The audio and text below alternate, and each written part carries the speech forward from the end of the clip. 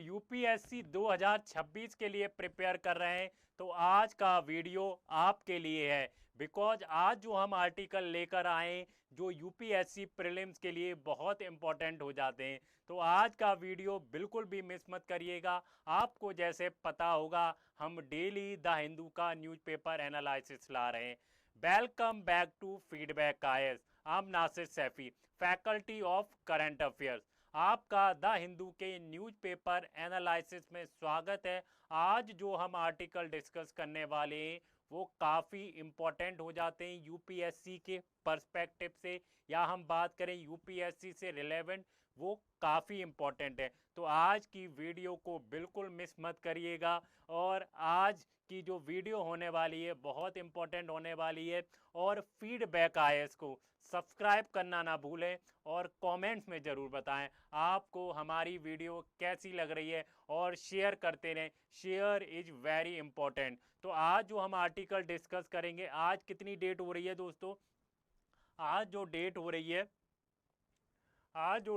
है 23 सितंबर हो रही है। हम 23 सितंबर का करंट अफेयर एनालाइज करने जा रहे हैं, और हम डेली द हिंदू का जो न्यूज़पेपर है उसको दोस्तों एनालाइज कर रहे हैं। तो अगर आप करंट अफेयर्स का रोल देखें यूपीएससी के एग्ज़ाम में, बहुत क्रिटिकल है। हमेशा से मैं करंट अफेयर्स का रोल आपको बताता आया हूं कि आखिर यूपीएससी के एग्ज़ाम में या कोई भी अदर कॉम्पिटिटिव एग्ज़ाम हो, जैसे यूपी पीसीएस होने वाला है अभी जल्दी अक्टूबर में, यूपी पीसीएस होने वाला है और बच्चे उसकी प्रिपरेशन में लगे हुए हैं। तो अगर हम यूपी पीसीएस की बात करते हैं तो यूपी पीसीएस में भी करंट अफेयर्स का बहुत बड़ा रोल होता है। नेशनल लेवल पर भी करंट अफेयर्स पूछे जाते हैं उस पर, और स्टेट लेवल पर भी करंट अफेयर्स पूछे जाते हैं। तो हम जो करंट अफेयर्स कवर कर रहे हैं दोस्तों, वो दोनों लेवल पर कर रहे हैं। हम नेशनल लेवल की जो न्यूज़ है वो भी लेते हैं, और जो स्टेट लेवल की न्यूज़ है उसको भी कवर करते हैं। तो आप वीडियो के लास्ट तक बने रहिएगा। आज की जो वीडियो है काफ़ी इम्पोर्टेंट होने वाली है। हमारा आज का पहला आर्टिकल क्या है, जो आज हमने द हिंदू के न्यूज़पेपर से लिया है और जो यूपीएससी के पर्सपेक्टिव से बहुत इम्पोर्टेंट है। और अगर हम जियो पॉलिटिक्स की बात करते हैं, और जो हम ट्रेड वॉर्स की बात करते हैं, जो हम देशों के बीच टेंशन की बात करते हैं, कन्फ्लिक्ट की बात करते हैं, तो उसके लिए ये काफ़ी इम्पोर्टेंट हो जाता है। और इंटरनेशनल रिलेशन के लिए जो जीएस पेपर 2 में एक टॉपिक है इंटरनेशनल रिलेशन, उससे हमेशा 2 क्वेश्चन मेंस में आते हैं, और प्रीलिम्स में तो दोस्तों काफ़ी क्वेश्चन आ जाते हैं। अगर हम इंटरनेशनल रिलेशन की बात करते हैं, अगर हम ऑर्गेनाइजेशन की बात करते हैं, तो काफ़ी क्वेश्चन आ जाते हैं। तो चलिए पहला आर्टिकल को देखते हैं। हमारा पहला आर्टिकल कौन सा है? पहला आर्टिकल जो है, अभी हम क्या कर रहे हैं, अभी हम इंडेक्स देख रहे हैं। अगर आप मेरा डेली करंट अफेयर्स को फॉलो कर रहे होंगे तो आपको पता होगा मेरा पैटर्न कैसे पढ़ाने का, मैं करंट अफेयर्स को कैसे पढ़ाता हूँ। पहले मैं आपको क्या है, आपको इंडेक्स दिखाऊंगा कौन कौन से आर्टिकल हम पढ़ने वाले, जिससे क्या होगा आपको एक आइडिया लग जाए कि हम कौन से आर्टिकल्स पढ़ने वाले हैं और कौन से पेपर्स में वो आर्टिकल आएंगे। हम मेंस के पेपर्स की बात करते हैं, हम प्रीलिम्स के पेपर्स की बात करते हैं, कैसे ये आर्टिकल आ सकते हैं। तो अभी हम इंडेक्स देख रहे हैं। तो पहला जो आर्टिकल है वो इम्पोर्टेंट क्यों हो जाता है?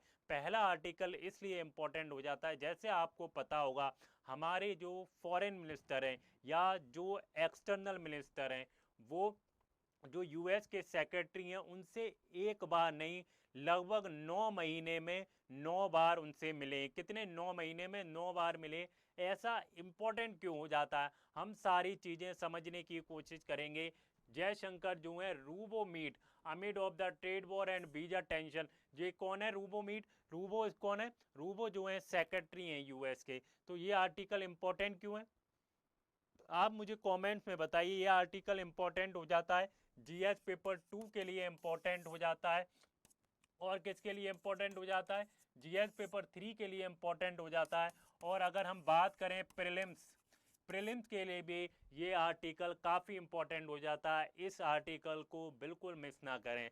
अगर हम सेकंड आर्टिकल्स की बात करते हैं, आपको जैसे पता होगा इंडिया जो है बहुत सारी जो बड़ी रिवर्स हैं उनका होम है। हमारे यहाँ बहुत सारी रिवर्स हैं, गंगा की बात करें, ब्रह्मपुत्र की बात करें, ऐसी बहुत सारी रिवर्स हैं।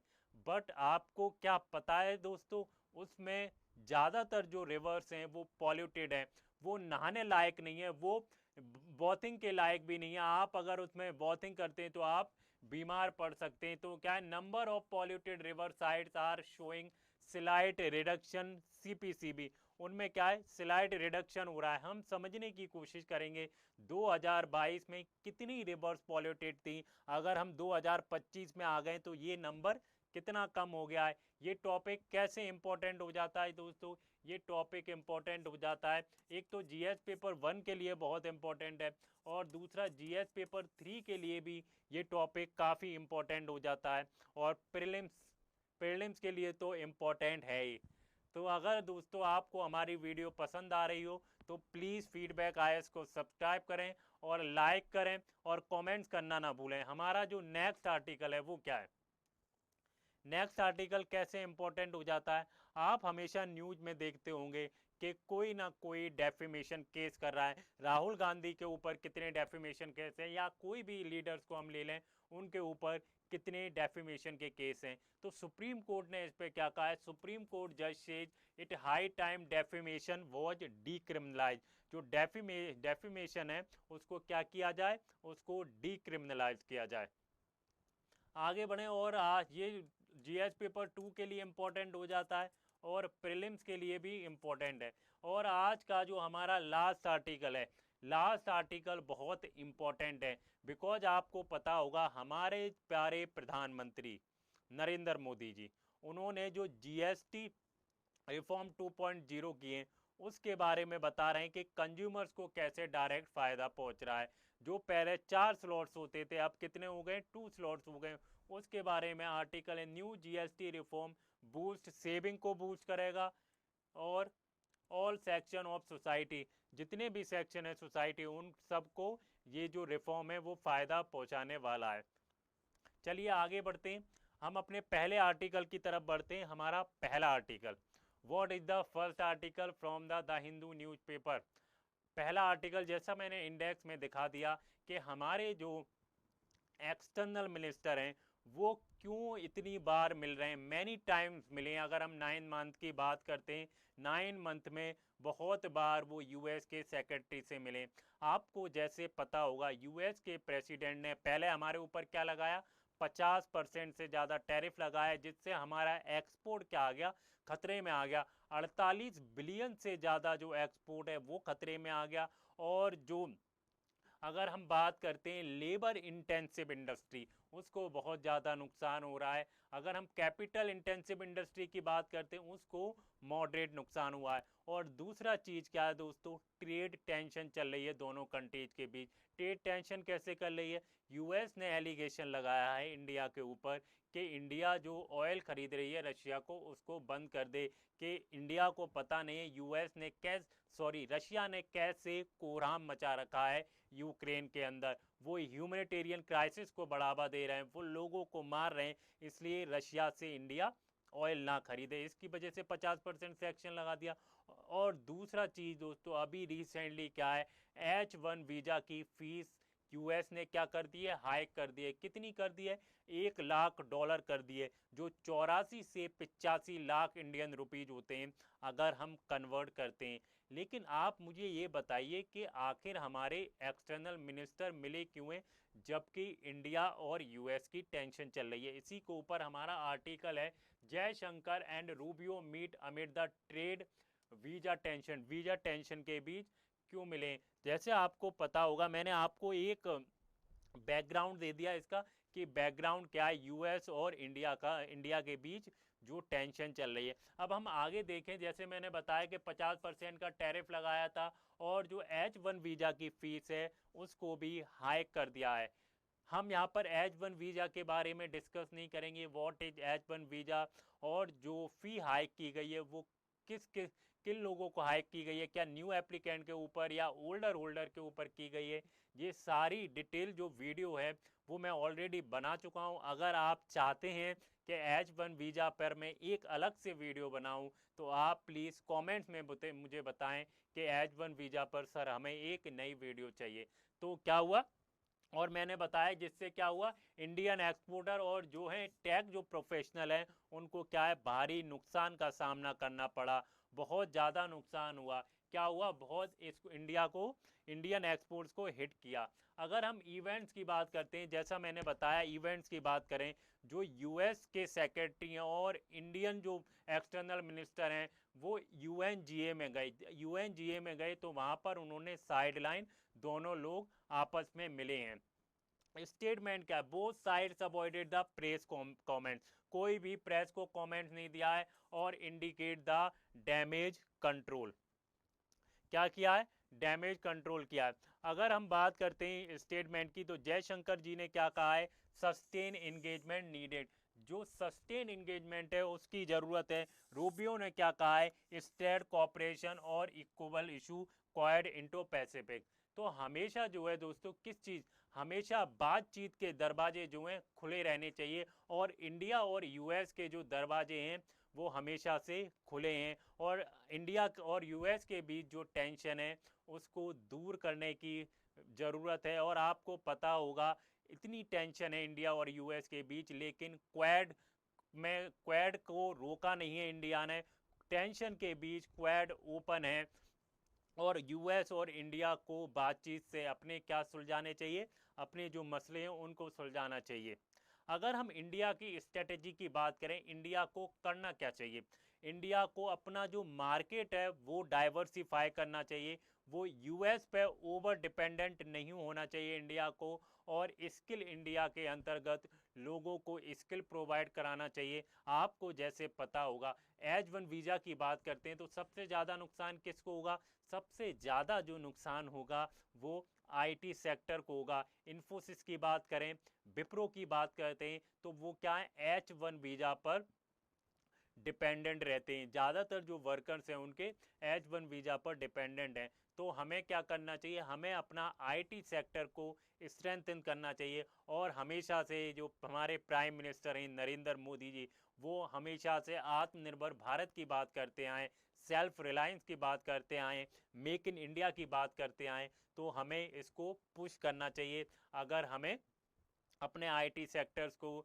या हमें किसी दूसरी कंट्री पर डिपेंड ना होना पड़े, हमें अपने डेस्टिनेशन भी बदलने होंगे। अगर हम डेस्टिनेशन की बात करें, हमें अपने डेस्टिनेशन आसियान की तरफ मोड़ना होगा, तो बहुत सारी ऐसी कंट्रीज हैं कि जो इंडिया का जो एक्सपोर्ट है या आईटी सेक्टर है वो शिफ्ट हो सकता है दूसरी कंट्रीज में। हमें यूएस से बाहर की तरफ भी देखना होगा। आगे बढ़ें,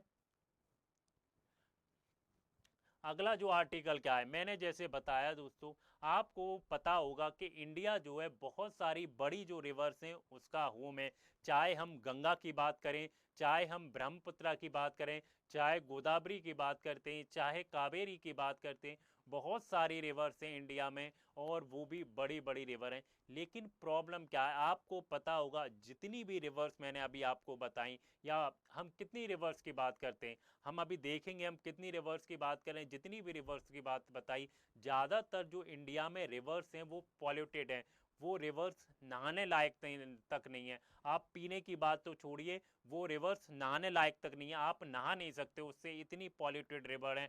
आप पीने का तो छोड़ ही दीजिए। तो अब हम समझने की कोशिश करते हैं, क्या पहले जो जितनी पॉल्यूटेड रिवर्स थी उनमें कुछ रिड्यूस हुआ है, क्या कुछ रिवर्स कम हुई हैं, यही समझने की कोशिश करेंगे। 2022 की बात करते हैं, 2022 में जो पॉल्यूटेड रिवर्स थी वो कितनी थी, 815 थी। अब 2025 में घटकर कितना हो गई हैं, 807 रिवर हो गई। 807 जो रिवर्स हैं वो क्या है, वो नहाने लायक तक नहीं है, आप नहा नहीं सकते।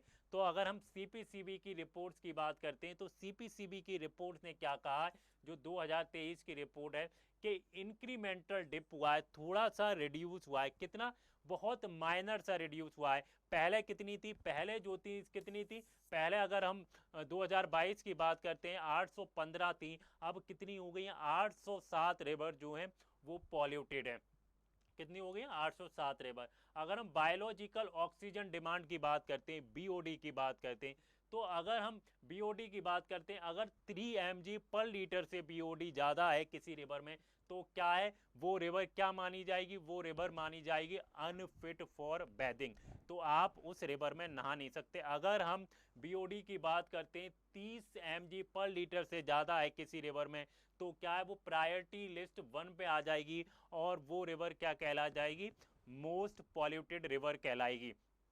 अगर हम 296 PRS पॉल्यूटेड रिवर स्ट्रेच की बात करते हैं इन 271 रिवर्स 2023, आप मुझे कमेंट्स में बताइए कौन सा ऐसा स्टेट है जिसमें सबसे ज़्यादा जो रिवर्स हैं वो पॉल्यूटेड हैं, आप मुझे कमेंट्स में बताइए। दोस्तों अगर हम महाराष्ट्र की बात करते हैं, महाराष्ट्र में ज़्यादातर जो रिवर्स हैं वो पॉल्यूटेड हैं। कितनी रिवर्स पॉल्यूटेड हैं दोस्तों, 54 जो रिवर्स हैं वो पॉल्यूटेड है। अगर प्रायोरिटी 1 क्या होता है, प्रायोरिटी 1 होता है मोस्ट पॉल्यूटेड रिवर।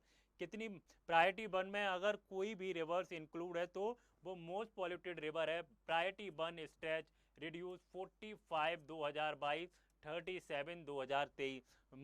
प्रायोरिटी 1 में कितनी रिवर्स थी, पहले 45 थी, अब कितनी हो गई है 39, वो sorry 37। Monitoring network 4786 location, rivers, lakes, creeks and drains and canals, इनको इंक्लूड किया गया है मॉनिटरिंग नेटवर्क था। आगे बढ़ें।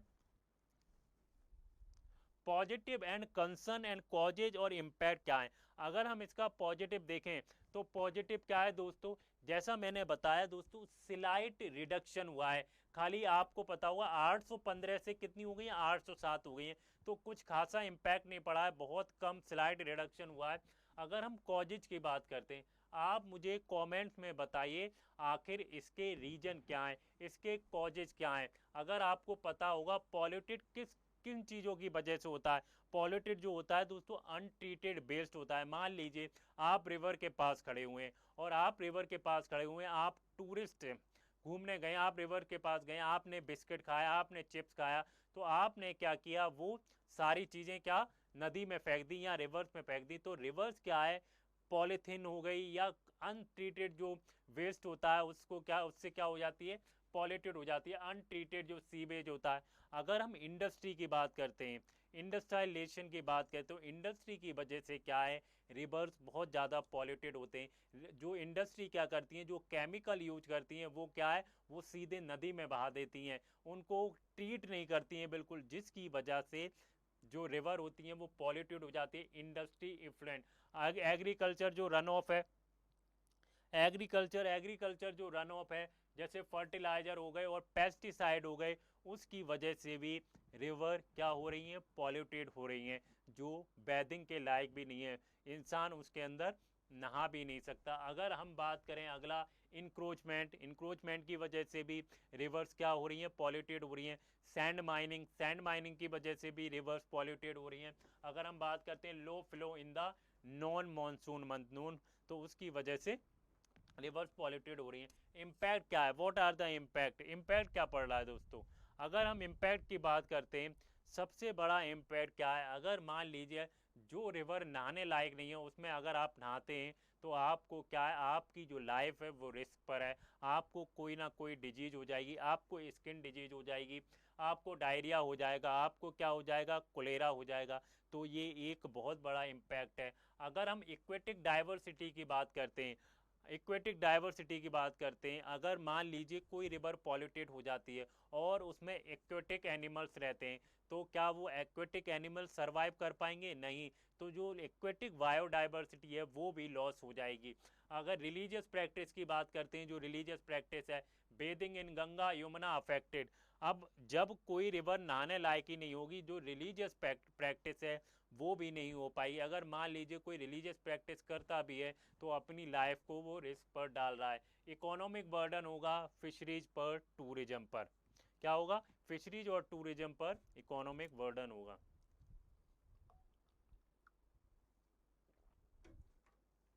चलिए आगे बढ़ें। नेक्स्ट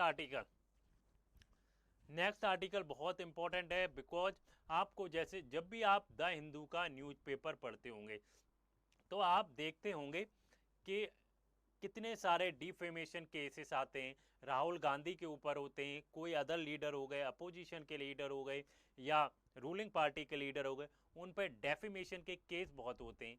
लेकिन अब हम समझने की कोशिश करते हैं कि सुप्रीम कोर्ट ऐसा क्यों कह रहा है कि जो डिफेमेशन का केस जो डिफेमेशन है अब हाई टाइम है उसको डीक्रिमिनलाइज करना चाहिए। ऐसा क्यों कह रहा है हम वो समझने की कोशिश करते हैं। सुप्रीम कोर्ट जज says it's high time defamation was decriminalise.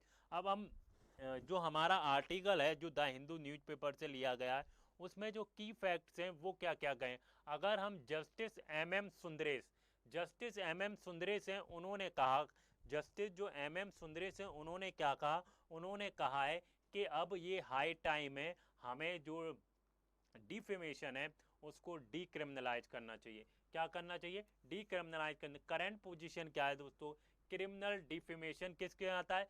Section 49 और 500 जो आईपीसी है वो S C Subramanian Swamy versus India 2016।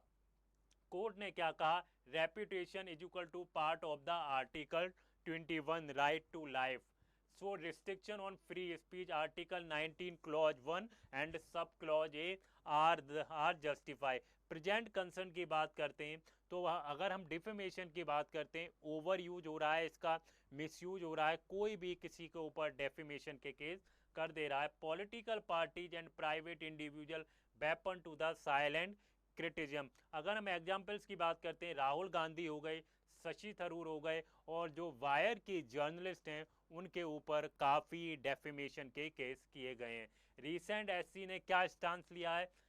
State multiple cases remarking that court should not be use settling political scores. March 2025 की बात करते हैं। मार्च 2025 में इमरान प्रतापगढ़ी जो कांग्रेस के लीडर हैं, court said defamation should be judged by reasonable strong minded people not skin skin ones. तो किन किन पर डिफेमेशन का केस हो सकता है? रीजनेबल होना चाहिए, स्ट्रॉन्ग माइंडेड पीपल होना चाहिए, नॉट स्किन्ड वंस। आगे बढ़े। Why criminal defamation? जो क्रिमिनल डेफेमेशन होता है वो क्यों होता है, उसका कारण क्या है, हम वो समझने की कोशिश करते हैं। अगर हम क्रिमिनल डेफेमेशन की बात करते हैं तो जो इंडिविजुअल की जो रेपुटेशन होती है उसको लेकर आप क्रिमिनल डेफेमेशन कर सकते हैं। मान लीजिए मैं, मेरे ऊपर क्या करते हैं, मेरी जो पर्सनैलिटी है उसके ऊपर कोई अनाप शनाप कहता है तो क्या मैं उसके ऊपर डेफेमेशन कर सकता हूँ? बिल्कुल डेफेमेशन कर सकता हूँ, बिकॉज मुझे अपनी इंडिविजुअल जो रेपुटेशन है उसको प्रोटेक्ट करने का राइट दिया है कॉन्स्टिट्यूशन ने। अगर हम करें प्रिवेंट कैरेक्टर ऑफ एसोसिएशन, जो कैरेक्टर जो एसोसिएशन करते हैं, मान लीजिए कोई मेरा दोस्त है और मेरे कैरेक्टर का एसोसिएशन करता है तो क्या मैं डेफेमेशन कर सकता हूं उसके ऊपर? बिल्कुल कर सकता हूं defamation. Ensure the accountability in public discourse. Problem with criminalisation, आखिर प्रॉब्लम क्या है इस क्रिमिनलाइजेशन? हम डेफेमेशन केस की बात कर रहे हैं तो क्या प्रॉब्लम? प्रॉब्लम ये है कोई भी किसी के ऊपर केस कर दे रहा है अगर वो उसका क्रिटिसिज्म कर रहा है। अगर क्रिटिसिज्म कर रहा है तो इसका मिसयूज किया जा रहा है और इसका क्या किया जा रहा है, इसका ओवर यूज किया जा रहा है पॉलिटिकल वेंडेटा के लिए। Chills free speech, discourage the investigate journalism. अगर हम प्यूनिटिव की बात करते हैं, imprisonment instead of the similarity. International trend क्या है? Many democratic have decriminalise. बहुत सारी जो डेमोक्रेटिक कंट्रीज हैं उन्होंने किया है, ये डेफेमेशन है, जो क्रिमिनल डेफेमेशन है उसको क्या कर दिया है? डीक्रिमिनलाइज कर दिया है। अल्टरनेटिव अप्रोच क्या हो सकती है इसकी? What are the alternative approach? आप मुझे कमेंट में बताइए। Alternative, civil defamation. Civil defamation क्या होता है? Monetary damage is enough. हम अभी क्या है, क्रिमिनल जो डेफेमेशन होता है उसमें क्या होता है, उसमें आपको सजा होती है, लेकिन सिविल डेफेमेशन में क्या होगा, आपको मॉनेटरी देनी होगी, आपको पैसे देने होंगे। तो क्या हो गया जाएगा, ये इनफ है।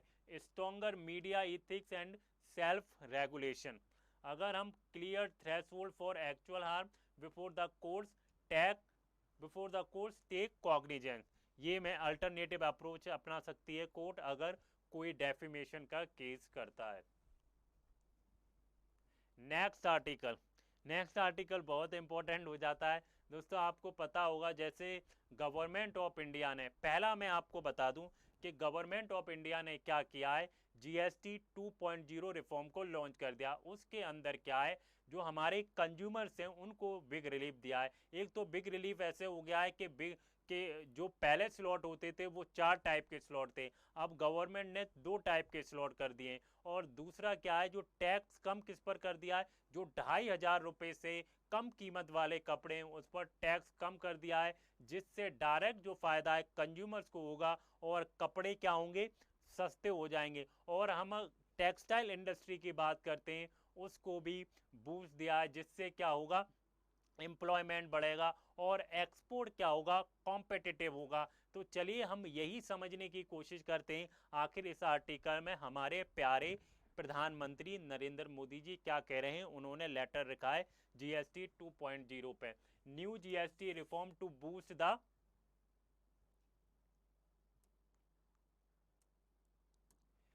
New GST reform to boost the saving और benefits all the section of society. अब हम समझने की कोशिश करते हैं हमारे प्राइम मिनिस्टर क्या कह रहे हैं। PM Modi open letter to the citizen को एक ओपन लेटर लिखा है during the Navratri. Branded new जो ब्रांडेड न्यू जीएसटी क्या है, बचत उत्सव फेस्टिवल ऑफ सेविंग है। अगर हम जीएसटी 2025 में जो शिफ्ट हुआ है उसकी बात करते हैं, पहले 2025 में कितने स्लैब थे, पहले 2025 में 2 स्लैब थे, अब इसको क्या कर दिया गया है, सिंपलर कर दिया गया है, ईजियर कंप्लायंस है और लोअर रेट्स ऑन इसेंशियल, जो इसेंशियल चीज़ें हैं उन पर जीएसटी क्या है, बहुत कम लग रहा है, बहुत लोअर लग रहा है। डायरेक्ट बेनिफिट्स किसको हो रहा है, मैंने जैसे बताया डायरेक्ट बेनिफिट जो हो रहा है वो कंज्यूमर्स को हो रहा है, हाउस होल्ड को हो रहा है। Direct benefit lower house hold cost, saving for the middle class, boost MSME, MSME को बूस्ट हो रहा है, फार्मर्स को बूस्ट हो रहा है और ट्रेडर्स को बूस्ट हो रहा है, और जो टेक्सटाइल इंडस्ट्री है उसको बूस्ट हो रहा है। पॉलिटिकल मैसेजिंग क्या है, GST is equal to one nation one tax, unifying the messages. और Modi connect GST reform with Viksit Bharat 2047 plus Atmanirbhar Bharat, urging people buy and sell made in India and swadeshi buy. हमारे जो प्यारे प्रधानमंत्री हैं वो किस चीज़ पर फोकस कर रहे हैं, वो मेक इन इंडिया पर फोकस कर रहे हैं, वो सेल्फ रिलायंस पर फोकस कर रहे हैं, वो आत्मनिर्भर भारत को पुश कर रहे हैं कि हम जो भी खरीदें या बेचें वो स्वदेशी होना चाहिए, वो मैन्युफैक्चर इंडिया में होना चाहिए, उस पर फोकस किया जा रहा है। यूनियन मिनिस्टर अश्वनी वैष्णव क्या कह रहे हैं, जो हमारे यूनियन मिनिस्टर हैं अश्वनी वैष्णव, उन्होंने कहा है GST saving shared across the all state cooperative federalism. क्या होगा, जो कोऑपरेटिव फेडरलिज्म है उसको प्रमोट करेगा। GDP projected the rise by the 20 lakh current GDP and 300 lakh crore, government monitoring to ensure the benefits are pass to the consumers. Side highlight India now global player in the railway export में India जो है global player बन गया है। तो ये थे मेरे आर्टिकल दोस्तों, अगर आपको पसंद आए हों तो प्लीज़ इसे लाइक करें, शेयर करें और कमेंट में ज़रूर बताएं आपको हमारा वीडियो कैसा लगा। Thank you guys.